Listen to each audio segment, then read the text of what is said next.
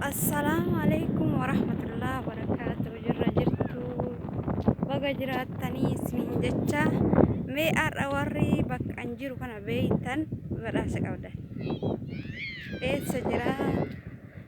Bakkeen kun maal akka ta'ee? Biyyi kun hoo biyya maaliiti? Yoo beeytan badhaasa qabdu jechuudha. Ishee afaan Oromoo hundi keessanuu badhaasa qabdan. Ishee biyyi tun biyya maaliiti? Eessa bakkeen kun milkata isa naaf himaa badhaasa na biraa qabdanii kaardi abbaa dhibbaa isinii erga warroonni beeytan koomente jalatti biyyi tun eessa akka taate jechuudha. Akkasumas akkuma agartan kana bakkeen kun akka eessa taate fi biyyi kun akka eessa taate yoo beeytan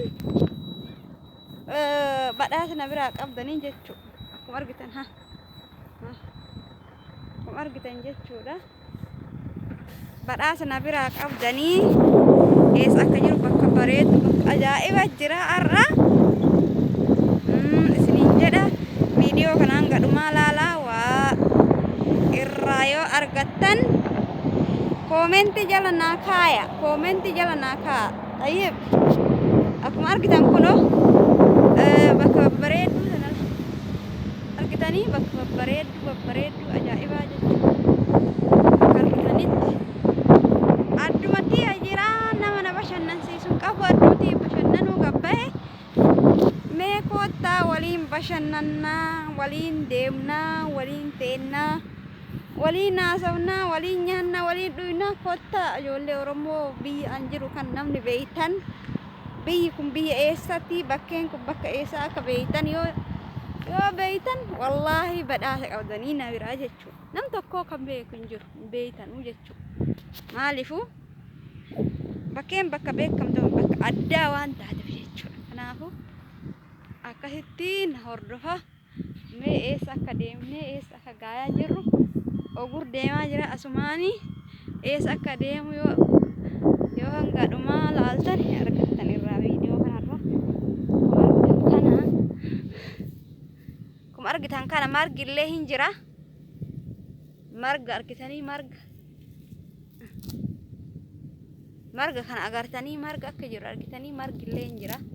Biyyi tun eessa biyyi margi akkatti margu kun eessa jettame biyyi margi akkanaa margu kun yoo beeytan badhaasa qabdanii jechuudha na biraa. Tayyib akkasitti beekaati koomenti jala naa barreessa. Namni kaardii fudhachuu barbaadan kaardii abbaa dhibbaa biyya an jiru san wajjin kaardii biyya an jiru san isinii erga jechuudha yoo beeytan eessa akka ta'e marga biyya akkanaa marga akkanaa eessa akka jiru yoo beeytan badhaasa na biraa qabdanii koomenti jala barreessa. Amma mee bakka deemu eessa akka deemaa jiru na laalaa isiniin jedha na wajjin. Makiinaan sun tiyya makiinaa saniin deemu jira. Makiinaa san agartanii ana oofa jechuudha. Makiinaa san na oofa mee hanga dhumaa na laalaa na wajjin turaa isiniin jedha ishee.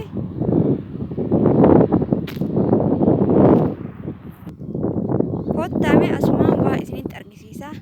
Maal isinitti argisiisuu barbaada beeytanii? Ilmi namaa jechuudha yeroo ammaa rabbiin hin sodaachuu maa dhiisa? Biyya Oromoo biyya beeka biyya beekamtu jechuudha. Waan argitu isinitti himuu fi mee maal agarte yoo jettan kottaatii viidiyoo kana laalaa. Wallaahi akkuma beekamu isinitti mee bakkee karaa deemaa jiru kanatti jechuudha waa baay'ee namni waa arge mee kottaa laalaa maal inni yoo jettan dhiyana nyaachuu bakka kana gatteenne osoo karaa deemaa jiru dhiyana nyaachuu gatteenne jechuudha. Misaa jechuun misaa nyaachuu osumaan gatteenne waan ajaa'ibaa waan addaa takkatti. Wanni addaa wanni an arge sun maal yoo jettan wallaahi namni rabbiin sodaachuu dhiisee jira irraa ba'ee jira keessattuu jechuudha. Biyyi tuni duraan sodaa rabbii hin qabdi. Biyyi tun eessa yoo jedhee isinitti maal gootanii koomenti jala barreessuu deemtanii miti. Biyyi tuni biyyi an keessa jiru tun duraan onneen isii sodaa rabbii hin qabdi. Amma garuu sodaa rabbii dhabdi.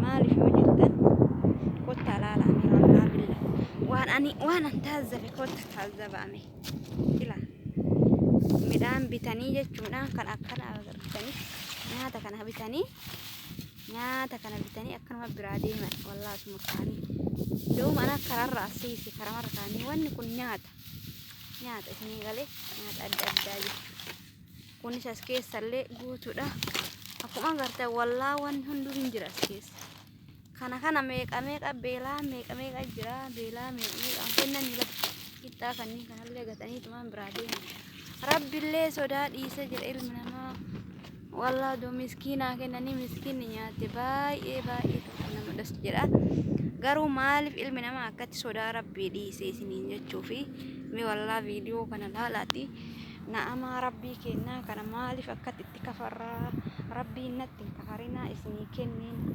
ittin kafarina ayo han isni kennin ittifayada ma jadi garu isan ittikafaran rabbi wara kanam rabbi wara ittikafarin ngolini beleyan tiya wallahi wa nakana kita isinille jechuudha bakkuma kam itu gattani brande min miskin akhin nashi